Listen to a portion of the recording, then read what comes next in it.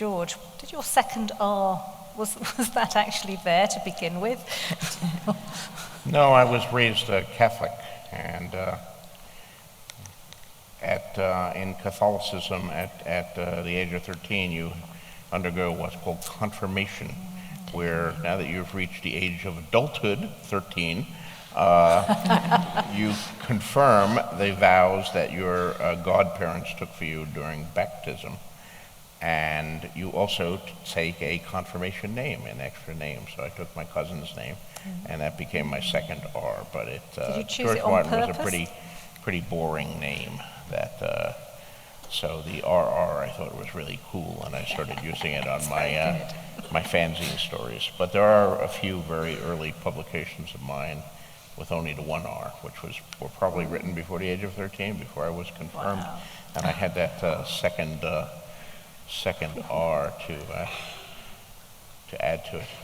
I'm always fascinated by the confirmation thing, because sometimes I get critics or people who object to my characters being so young. They're considerably younger in the books than they are in the TV series. We had to age them up for modern reasons of modern sensibilities and law.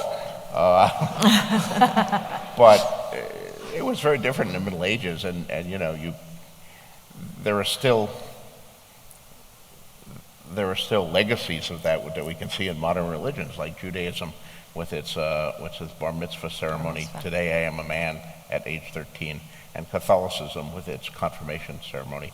Today I will take, as an adult of 13, I will take these things. So we still have the heritage of an age in which children grew up a lot faster and were expected to take on a lot more adult responsibilities than modern children. Certainly children in both of your books grow up very fast, I'm thinking. You both seem to me to be really nice people. But we've got her fooled. but you put your characters and your readers through hell. You kill your characters off, you torture them, you treat them badly. Are you really, both of you, psychopaths under the skin? I'm going to send that one to you, George, first. I'm looking forward to the answer to this.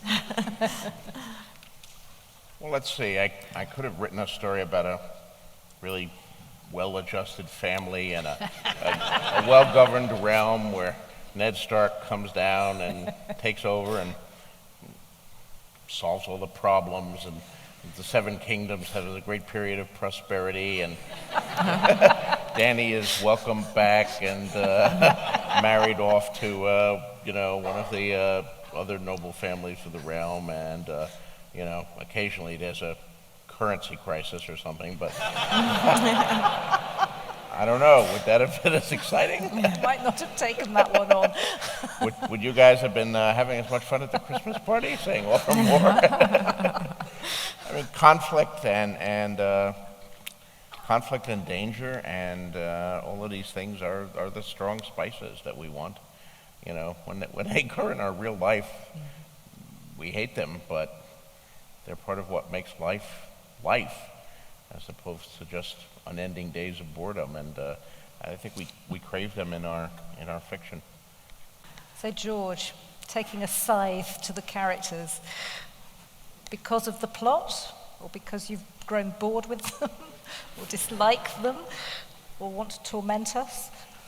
Well, I mean, my books are structured with a very limited third-person viewpoint, but I have a large number of viewpoint characters who I switch between to tell the entirety of the story.